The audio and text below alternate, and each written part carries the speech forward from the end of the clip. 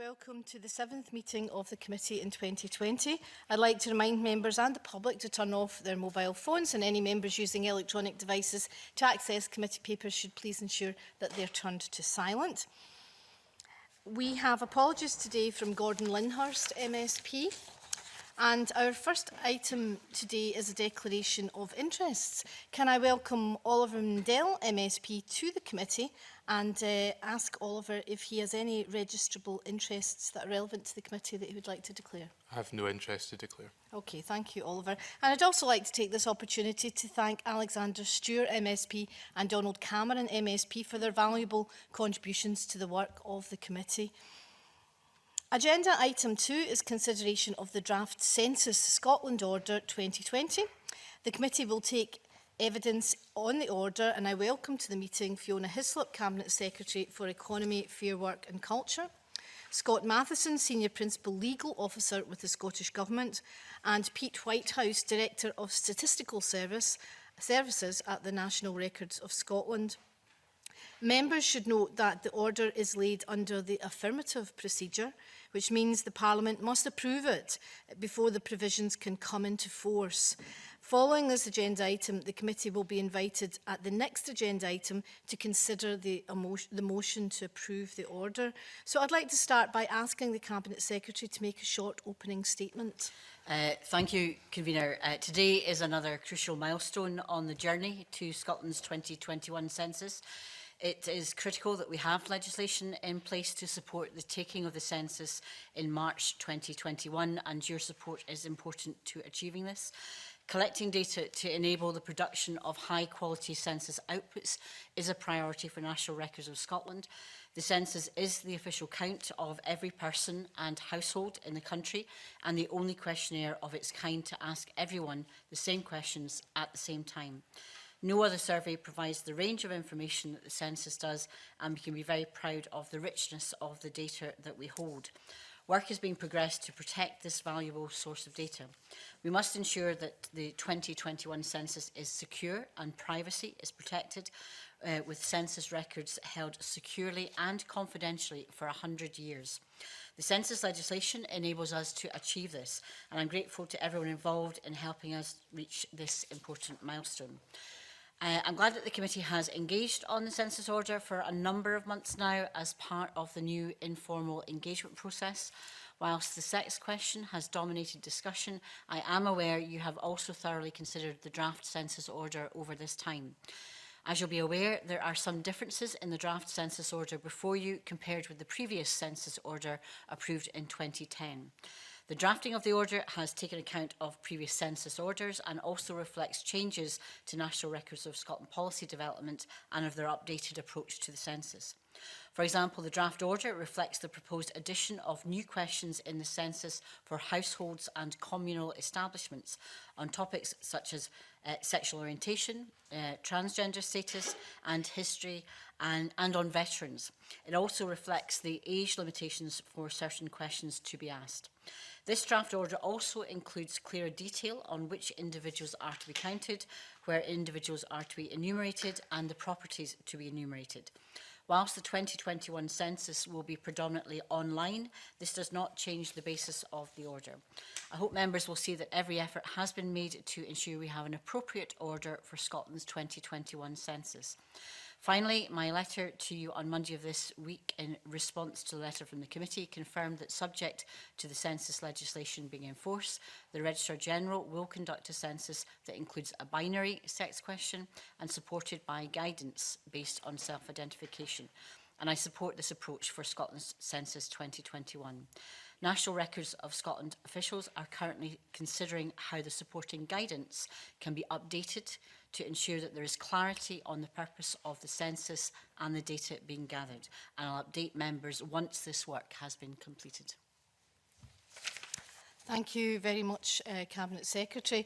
If I could just open with a few remarks. As you rightly say, this committee has been scrutinising the census order over a period of time. And of course, before the census order came before us, we spent a lot of time on the previous census amendment bill. The committee backed asking a transgender question in the census because we were persuaded that people who identified in this way should be recorded as they had protected characteristic. And this committee also asked that the sex question on the census remain binary, and both these committee positions are reflected in the census order before us today, which I welcome. The census order has a binary sex question and a transgender question, and so is uncontroversial in that regard. A number of outside organisations have issued statements about the committee's deliberations and today's meeting, which conflate the order we are discussing today with future regulations that you have said are going to be clarified at a later date. And that guidance obviously relates to the sex question as well as every other question. As you've made clear, the guidance isn't contained in the census order and won't be put before the committee and the Parliament till later. So I would like to take the opportunity to nevertheless ask you a few questions about that guidance. When you came before the committee we talked about the letter from Alice Sullivan and 80 senior academics who raised concerns about the guidance. These academics, 10 of them were members of the British Academy and all of them are social scientists gathering population data. What consideration have you given to their letter? Maybe just clarify what I said and to make sure people understand. It's the regulations that will come later. They are separate from the order, and the guidance is again separate from the order and the regulations. And as I've indicated in my letter that I will consider, I think the points that the committee made in the most recent letter to me about clarification and also about legal status of guidance is something that I want to actively consider, and that's what my commitment is to the committee, and I've said that in my response to you this week. As regards to the evidence from the group that you're talking about, there has been active engagement with not just NRS, but it's primarily with ONS, because obviously you've got the statistical experts from the other administrations, as you know, are well involved in that. And my understanding is they have engaged with that group, and I've also replied to, or in the process of replying to them. And also separately from that, I think you are aware that there's active engagement with statistical academics and others interested in this field in the longer term work about how this government, and indeed I think others, will want to look at statistical capture of information on sex basis and on gender basis in the future. That is a separate piece of work that is ongoing, and I think that's the correct space to have that engagement. What I need to do as far as my responsibilities are concerned is to make sure that we have an order in place that allows us to capture the information that we need. And as you correctly pointed out in your comments, what is before us is an order that has sex questions on a binary basis. Thank you very much. Can I ask you if you think that the letter from Professor Sullivan and the other 80 academics expressing concern about the guidance encouraging self-identification of sex, do you think that that was written because these academics were anti-trans? I don't know the motivation, but I can sincerely doubt that, because I think any academic in any field that they're in obviously will take a very professional approach to where they are. I think the loaded question is encouraging as opposed to capturing. That's when people would have interpretations, and I'm not sure that would be the language that were in the letter. I don't have the letter before me, so I can't say whether they used the word encouraging or whether they used capturing or similar words. But I wouldn't challenge the motivations of people behind that letter at all. Well, yeah, I welcome that reassurance, because in December last year, the head of Stonewall Scotland, that receives £100,000 a year from the Scottish Government, said that those who were raising concerns about the guidance were anti-trans. So I take it that you don't agree with that position? I speak for the Scottish Government. Other organisations can speak for themselves, and I think they're perfectly capable of making independent comments from government, whether they receive money or not, and I wouldn't pass judgment on that. And I think the ability for people to have express their views is important. I don't agree with that view, and I've I represent the Scottish Government. I don't represent other organisations. So I welcome the fact that you are engaging with the academics who signed Professor Sullivan's letter. Are you aware of the communication that the committee received today on the Freedom of Information request on the other academic letter that we discussed in previous evidence sessions, and which you mentioned in your letter as the letter that was one of the things that influenced you in coming to decisions about the guidance? Because the FOI this morning suggests that the NRS didn't do due diligence on that letter to find out who the signatories were. Can I say I was made aware by the clerk that you had received communication moments before I came into committee. I think it's probably, as you understand, not reasonable for me to have read that before I came into committee, having just been told as I approached the door. Yeah, it was a late submission to the committee, but perhaps you could agree to, give that some thought, given that you previously cited that letter as one of the pieces of evidence that convinced you to take certain view of the... I don't think I'll have said convinced. I'll be aware of lots of different evidence from lots of different groups. And in making a decision, I don't think I've ever said that any one particular letter for one particular organisation has convinced me to make a decision. Part of my responsibility is to take a broader view. Okay, but you will consider. Yeah, of course. That. Anything that's been sent to us, obviously, from the committee, we'll look at. Sure. Yeah. And as I say, the guidance is separate from the order today, but I thought it was worth raising these questions. So thank you very much for that, and we'll move on to Claire Baker. Thank you, Convener. I wanted to ask a couple of questions. The first one was about the issue of Sikh being represented as an ethnic group, and you're aware of the debate around that. I wondered what your understanding was of the UK legal situation and whether you anticipated any action to be taken in Scotland in regards to this. My understanding, and I stand to be corrected, is we're yet to hear about the appeal. Is that correct? Yeah, so my understanding is that the appeal hasn't been determined as yet. The UK Yeah. level. Do you anticipate any action in Scotland? Again, I'm not responsible for action that might be taken by others. What I will say is that I have met with the UK Sikhs organisation and also Sikh Scotland recently. Since I last met the committee, I think I indicated to the committee that I would be meeting with them. It was a very constructive meeting that went through the concerns and their issues. There has been, over a period of time, consideration of what would happen to response rates to the wider question on ethnicity, should there be a tick box included. It's my view that an ethnic tick box for Sikhs would not be the best way forward and would not necessarily capture, and I remember the purpose is to make sure we have the best way of capturing data, and not just for one community but for all communities. However, I think the importance of visibility for the Sikh community is something that I take very seriously, and so therefore I'm asking officials, and this is not about changing the order, if you wanted to have an ethnic tick box for the Sikh community on the order, we would have to withdraw this order and start again. But what I am now considering, which would then appear in the regulations that come later, is under the other Sikh, and under the other ethnic box that's in that section, where it gives examples. Currently, the only example there is Jewish. It would be a proposal to put the word Sikh in there as well, so that would give visibility.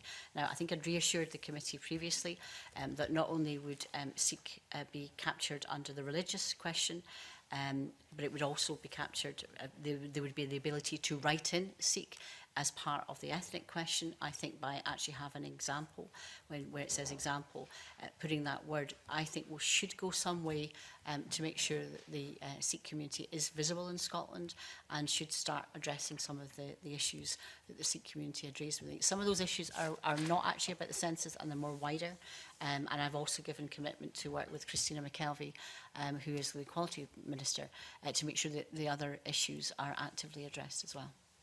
I mean, I asked the question to hear the Scottish Government's response to the debate, but also to raise some of the concerns around delays. I understand that there's some concern because of legal action in the UK, it might cause a delay. If you had delays and a legal case, that means that we're we're pretty much on pause in terms of what we can do. And why this matter, I mean, it obviously a legal case would have to go through the processes. Our issue, particularly for the census, because it is online, that we need to not just get the order, but as I said, the regulations that come after this in place in time for summer to do the build, because obviously it's the build in relation to the online aspects that allows the interpretation that we need. So there would be serious concerns if there was legal action taken either on our census or indeed for the rest of the UK on their census. So I think the suggestions that we're making and the process actually we've carried out has been thorough to consider what would be the best for the census, but also trying to reflect what the interests are. And I think the proposal that I'm asking NRS to consider would be a way forward. It's not for this it's not for the order. It would be for the regulations, but that's what my proposal would be. Another question is about, I've had some representation on the wording of the language question. I understand the individuals have also been in touch with NRS and with the Scottish Government, but I've been made more aware of this this week. Can I just ask for some clarifications? In this Schedule 2, in section 26E, where it says whether English is the person's main language, and if not, which language is, does that wording in the schedule, does that specify how the wording will appear in the survey, or is there the census, or is there still a degree of flexibility about how that question is presented? I might ask Pete to come in on that, and then I'll also comment what this. Well, maybe I'll start and then I'll ask Pete to come in. The importance of this question is not about status. I think this is a general issue about the census. The census is not about status for MD. It's about capturing information that can then be used to support primarily service needs. And for language in particular, it's not about the status of people who have multiple languages, which we, as a government, want to encourage people to have different languages, and we see that in our 2+1 in schools, etc.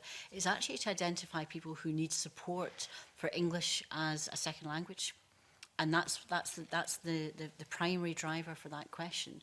And that's why it's worded the way it is, to enable people who need support for English as a second language to be identified, or particularly the localities, because remember the census allows that kind of granular into local communities. So it's actually for service delivery. But can I ask Pete Whitehouse to address the question about, because obviously the order describes what needs to be in, but the regulations actually then have the actual wording that will be in the questionnaire. I understand the question was presented differently in 2011. It was presented as "Do you speak English at home?" kind of wording. I'm just wondering which was different from the UK, the English census. Okay. I have to say I'm not fully up to speed on all of the aspects of the question, other than that the question will have been tested and it will have been discussed with data users.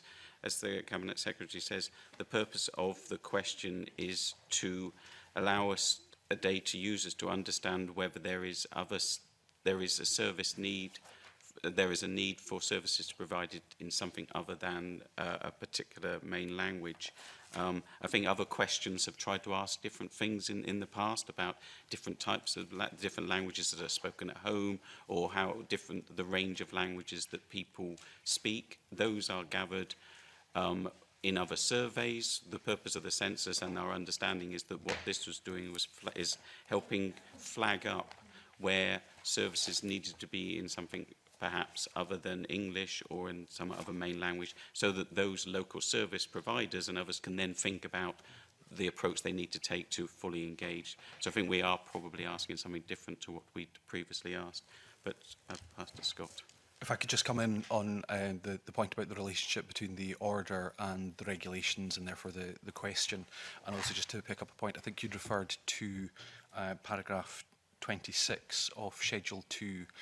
I believe that in the version that might be in the committee's papers, the numbering has gone a bit off, as Schedule 2 starts at number 8. So in the version as laid, it's paragraph 19 of the schedule, which deals with the language matters. Those are the particulars which are required to be stated in census returns.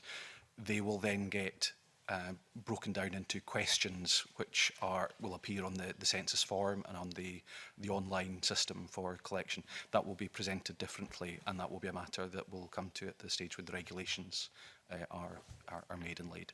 It's not necessarily that the question will ask what a person's main language is. It might be different words and it might be the same as the schedule, but the regulations might be different. The Although it'll regulations ask, will deal with it's still trying to elicit the same information. That's correct. Thank you. Okay, thanks very much. Annabel Ewing. Convener, good morning, Cabinet Secretary. I think we're all very pleased that we've reached this stage. I think officials, yourself, ourselves, so I think we've all done a pair of work to get to where we are. I very much welcome the Cabinet Secretary's letter to the Committee of 26 February 2020, where the Cabinet Secretary, having listened to the views of many members of the committee, has indicated that she has instructed her officials to consider adding additional text, and this would be to ensure, and I quote, it is clear that responses do not affect the legal rights, obligations or status of individuals, and respondents have confidence that credible data is being collected through the census operation. So I very much welcome that, Cabinet Secretary. Just two brief questions. What would be the likely time frame for that piece of work to be completed within? And secondly, I hope that you would consider it appropriate to ensure that a draft would be made available to the committee in the interest of transparency, given our long journey on this subject, so that we could have a look at that draft text. So we've obviously given you previously all the guidance as you know when it was drafted back in I think September. You got most of the guidance previously. In terms of time frame, obviously if we're referring to anything that's whether it's in terms of the legal status of this, I want to consult obviously more thoroughly with our officials and particularly legal officials as to how we best present that. So it shouldn't be a long piece of work, but I also need to, bearing in mind, as I said, we've obviously got guidance. It's not just, this is the guidance you're very interested in, and I understand that, but there's a whole load of guidance that's additional to the rest. And in terms of that completion, that won't be till some time, but I think we could obviously try and get to the suggestions for this particular guidance you know, sooner rather than later, but I don't mean forever. That's very reassuring. I mean, obviously we've been on this long journey together, and I think in that context it would be appropriate for the committee to have a look. I hope, you know, in terms of our relationship, you know, I've tried to share, this is part of the, you know, share and respond as quickly and promptly as possible, and to listen to what the committee is saying, because this is where we have to kind of reach a point where we can present something to Parliament that we feel comfortable and confident in. Okay, thank you. Thank you very much. Can I ask if the UK Census Authority decides to take a different view on the guidance? I know that at the moment you are at one on this, but if there has been some indications that they may be looking at taking a different view, would that affect the guidance in Scotland? Oh, at the end of the day, we have our own census because we have our own census, and we can make that decision ourselves. I mean, there's been several iterations now where Scotland has carried out its own census. I think, again, you know, if we go back to the principles of what, you know, this is meant to do, it's you know, obviously to count people. People have to have confidence in it. It's got to be credible, and it's got to have consistency and comparability that can be worked. Now, that's obviously over a period of time, but also it is quite useful in circumstances to be able to compare and contrast stats in different parts, whether it's Northern Ireland or with England and Wales. But our understanding currently, and obviously it's our officials that are most, I mean, I'm not in contact directly with my counterpart ministers in relation to this issue. It's mostly been carried out, the communication from official to official level. And my understanding that the ONS is seeking to have similar guidance. The wording might be different, but in terms of the intent as ourselves, but I don't know whether you've heard anything more recently. You indicated they might be changing their view. That's not something that's been communicated to me. From a political point of view, there may be discussions taking place. I don't know. I mean, that's speculation that I'm not aware of. So, if I could just add to that, the emphasis for the three census bodies across the United Kingdom is to ensure the harmonisation of outputs. How we gather data, there's a lot of discussion, there's a lot of knowledge shared, there's a lot of methodology that we share. our commitments is to ensure that it's accessible to the populations that we are putting the census in front of and enabling to take part on. And then what we commit to as statistical bodies is that the outputs are comparable and harmonised in the best way, so users who want to look and compare within the UK can do so. That's very interesting, thank you. To any other members, I know that we have Jackie Bailey with us today. Welcome, Jackie. Before I bring Jackie in, do any other members have questions that they would like to ask the Cabinet Secretary or her officials? No. Jackie. Very much, and thank you to the committee for letting me come along today. I want to pursue something about the Sikh ethnic tick box, and I heard the Cabinet Secretary's proposals, which I do think take us some way forward. I'm curious to know, though, how robust her proposals will be by putting, Sikh ethnicity under the other ethnic tick box, whether there's likely to be a drop-off in identification, whether this has been tested, and finally, Cabinet Secretary, if there are still concerns amongst the Sikh community, there is a proposal there, as I understand it, that they may consider taking legal action in the Court of Session.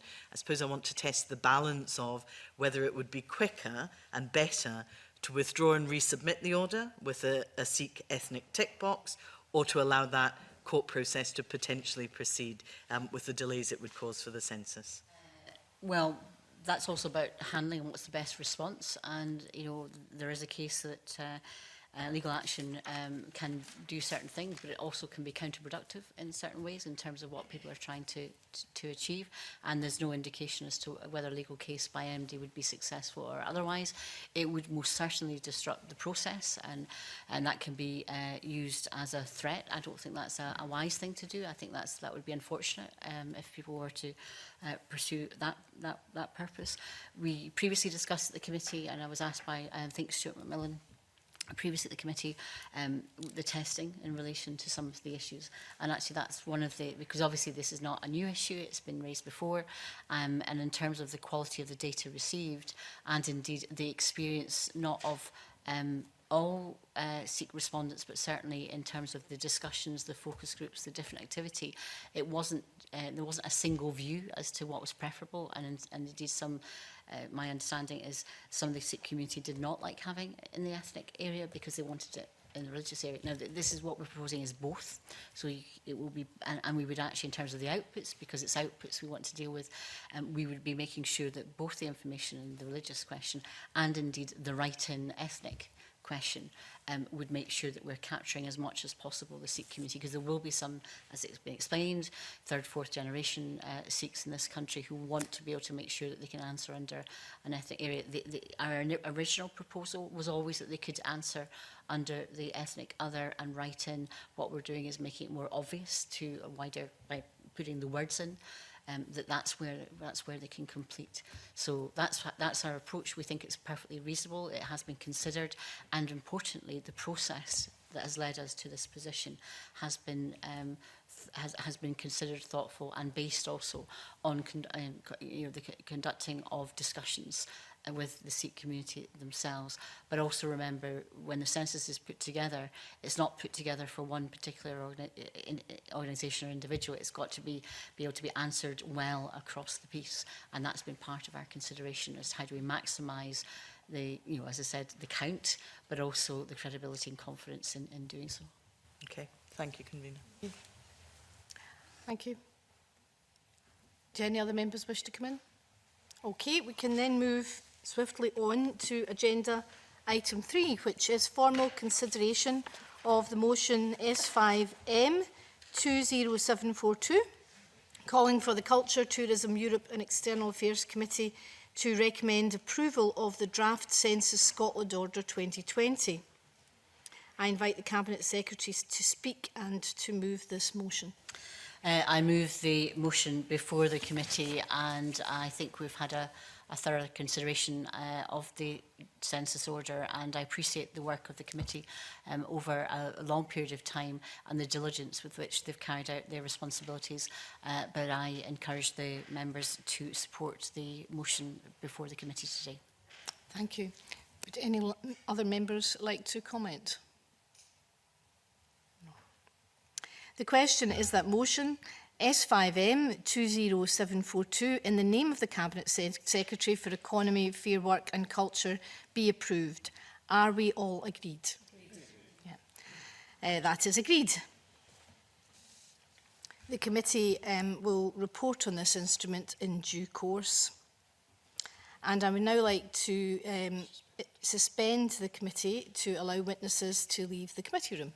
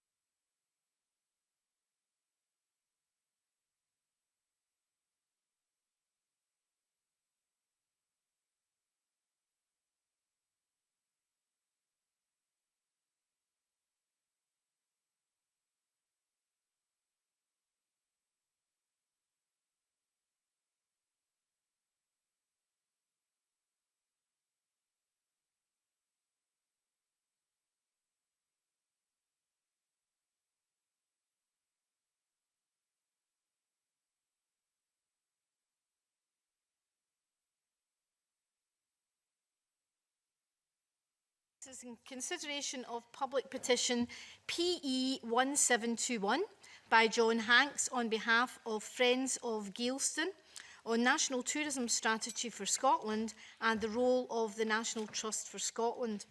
This petition was referred to this committee by the Public Petitions Committee for consideration under its remit. Members are invited to comment on the proposed actions to take on the petition, which are as follows. We have a number of options. We could close the petition under Rule 15.7 of Standing Orders on the basis that the National Trust for Scotland is already involved in the development of the National Tourism Strategy. Or we could close the petition under Rule 15.7 of Standing Orders, but in doing so, we could agree to consider the issues raised in the petition in the wider tourism strategy once it is published. It's not published yet, as part of our business planning day following the summer recess. Or we could take another action if the committee considers it appropriate. So I'd like to invite comments from members. Stuart McMillan. Thank you, Convener. Convener, I would suggest that the second option to close it, but I put this on to the business planning day. As you quite rightly said, the new tourism strategy has not yet been published, and I think this actually could be a very good opportunity for this committee to engage further in this area regarding tourism. Very much. Annabelle. Yes, I absolutely agree with Stuart. I think it's a very interesting area, probably underdeveloped area of tourism activity. I certainly love my garden, so I'm up for it, and hopefully we get to see how we have opportunities to visit as potential tourists some gardens. Jackie. I promise I won't come along to this committee often, but Geilston Gardens is actually in my constituency, and so I supported the petitioners. It is the case that there are a number of high-profile garden closures that have happened in the past and may well happen in the future, Geilston being amongst them. And the DCMS committee at the UK Parliament produced a very interesting report about tourism strategies and the garden economy within that. So I would be delighted if the committee would consider this further, whether it's part of the Onward Work programme, and can I issue an invitation to all of the committee to come and see Geilston Garden. I'm sure you would enjoy it thoroughly. Thank you very much. I certainly love a good garden myself, so certainly give serious consideration to that invitation. Do any other members wish to come in? Claire. So just to confirm, the tourism strategy, which we would look at the petition in terms of, that's due in spring, is that right? So it's due this year. Do we have an update on We've been told that it's due in March. In March. And I think we've had discussions, I can't honestly remember whether they've been in public or private, but it's probably something that we certainly would wish to look at as a committee since tourism's our remit, so, Yes. yeah. So I think the tenor of the discussion is that we'll consider this further at the business planning day. Okay, and we can now therefore close the petition and we can move into private session.